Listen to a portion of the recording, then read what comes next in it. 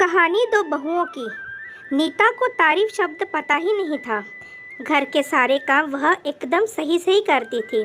खाना बहुत स्वादिष्ट बनाती थी, लेकिन फिर भी आज का खाना अच्छा था बहू, ऐसा उसकी सास कभी भी नहीं बोलती थी। और पति भी कभी उसकी प्रशंसा नहीं करता था। उसने बनाया हुआ खाना चुपचाप खाकर उठकर दोनों पति और सास चले जाते थे। उसने खाना खाया या नहीं, इसका उन दोनों को फर्क नहीं पड़ता था। सास को वह पसंद नहीं थी। उसके हाथों से जरा भी भूल होगी तो सास तुरंत गुस्सा करती थी। उससे भी बुरी बात यह थी कि उसके पति और उसके बीच बातचीत भी ज़्यादा नहीं होती थी और उन्होंने ये चुप्पी बनाए रखी थी। वह उस पर ध्यान नहीं देता था। परदेश में पढ़ाई करने गया हुआ छोटा देवर मात्र समय समय पर नीता को फ़ोन करता था। पूछता था, भाभी कैसी हो। उसका फ़ोन आने पर नीता बहुत खुश होती थी। अपना मन हल्का करने का उचित स्थान था नीता का। कुछ ही दिनों में देवर की पढ़ाई खत्म हो गई और वह घर आया। थोड़े समय के भीतर उसे एक अच्छी नौकरी भी मिल गई। नीता को बहुत आनंद हुआ। नौकरी लग जाने के बाद उसकी सास अपने छोटे बेटे की शादी के लिए बातचीत करने लगी, पर देवर को एक भी लड़की पसंद नहीं आती थी। इसने ही बोला होगा उसे मना करने को, सोचकर सास नीता को ही दोष दे रही थी। नीता को चिंतित देखकर देवर ने अपनी माँ से कहा, मैं एक लड़की से बहुत प्यार करता हूँ, मैं उसी से शादी करूँगा। उसने जिद की। देवर जी, यह बात पहले बतानी चाहिए थी ना। नीता ने ये बात अपने पति के कान पर डाली। इस बात पर उसने थोड़ी किटपिट की, लेकिन लड़की देखकर वह भी तैयार हो गया। सवाल बचा सास का, अपने छोटे बेटे का मन कैसे दुखाएगी वह। बाद में उसकी भी हाँ होगी। नीता को बहुत खुशी हुई। उसे लगा एक अच्छी सहेली आ जाएगी अब साथ देने के लिए, दिल के राज बताने के लिए। पर कैसी होगी छोटी देवरानी? क्या बस जाएगी हमारे साथ और इस घर में, या फिर एक अलग दुनिया बसाने पर जोर देगी देवर जी को? इस विचार से थोड़ा टेंशन में आ गई नीता। कुछ दिनों बाद नीता की छोटी देवरानी चौखट लांघकर घर में आई। देवरानी ने घर में आते ही सारे घर की जिम्मेदारी अपने हाथों में ले ली। अब सास ने अपनी छोटी बहू की ज़्यादा ही तारीफ करना शुरू कर दिया। उसे माँ जैसा प्यार करने लगी। यह देखकर नीता की आंखों में आंसू आ जाते थे। वो सोचती, मैं भी तो यही काम करती थी, फिर मेरे साथ ही ऐसा क्यों बर्ताव। अब थोड़े दिनों बाद छोटी देवरानी पूरे घर पर राज करेगी और फिर मेरी जगह वहाँ पर कोने में होगी। अपने ही विचारों में खो गई नीता।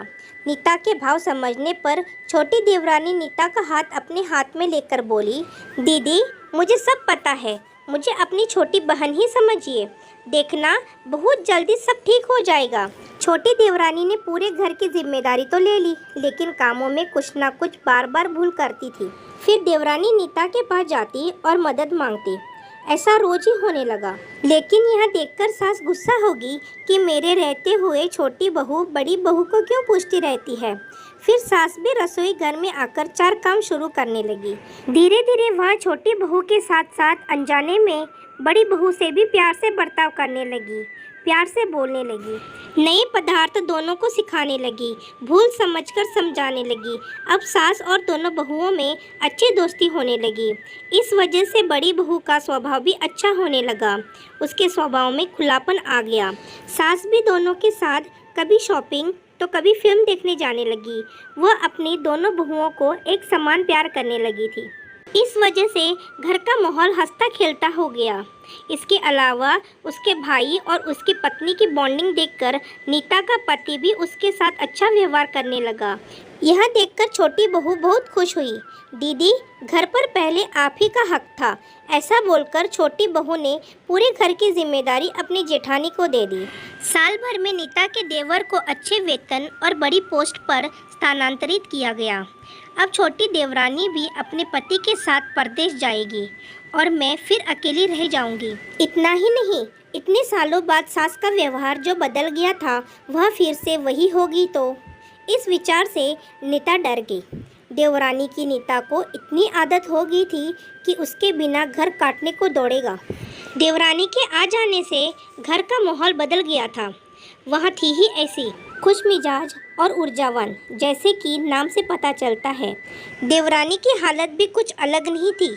उसे दुख हुआ कि यदि यहाँ रहना पड़ा तो उसे अपने पति से दूर रहना पड़ेगा। नीता के देवर की जाने की गड़बड़ और देवरानी मात्र टेंस होने के कारण नीता सोच में पड़ी। अंत में उसने देवरानी से पूछा तो देवरानी ने जवाब दिया कि दीदी, मैं सारा दिन एक स्थान पर अकेली रहूंगी, उससे अच्छा मैं यहीं रहूं। आपके देवर को बोला है मैंने, शनिवार और रविवार की छुट्टियों में आप ही यहाँ आ जाया करें। मैं भी उनके साथ जाया करूँगी बीच बीच में, थोड़ा बदलाव के लिए। उस पर वह बोलते हैं कि 6 महीनों में वापस यहाँ ही बदली कर लूँगा मैं। अपनी पति की नकल करके देवरानी बोली और छोटी देवरानी भी हंसने लगी। अपनी आंखों से आंसू पोंछते हुए नीता बोली, छोटी, यह दिन वापस नहीं आने वाले। जाओ तुम अपने पति के साथ, उनके साथ भी तो कोई होना चाहिए ना। दीदी, आपने मुझे बड़ी बहन का प्यार दिया, वैसे ही भैया के रूप में एक बड़ा भाई मिला। यह भरा हुआ संसार छोड़कर मैं कैसे जाऊं? वहाँ अकेले का मन नहीं लगेगा। 6 महीनों का तो सवाल है, वहाँ आते रहेंगे यहाँ पर। यह सुनकर नीता ने अपनी देवरानी को खुश होकर गले लगाया। तभी देवरानी नीता को बोली, अपने पति के साथ एक अलग जीवन बनाने में समय नहीं लगता। अपनों में रहकर पति की प्रतीक्षा में ही आनंद है। दोस्तों, 2 अलग अलग घर और ससुराल से आने वाली यह लड़कियां अपने नए घर के लिए सब कुछ करती है। पता ही नहीं चलता कि कब एक दूसरे की आदत हो जाती है। सच में देवरानी जेठानी का रिश्ता बहनों से कम नहीं होता। आपको ये वीडियो कैसी लगी कमेंट में ज़रूर बताइए। अगर आपको ये वीडियो पसंद आई हो तो अपने दोस्तों के साथ ज़रूर शेयर करें और मेरे चैनल पर पहली बार आए हो तो मेरे चैनल को सब्सक्राइब करके बेल बटन को ज़रूर दबाइए ताकि आने वाली वीडियो की नोटिफिकेशन आप तक पहुंचती रहे। धन्यवाद।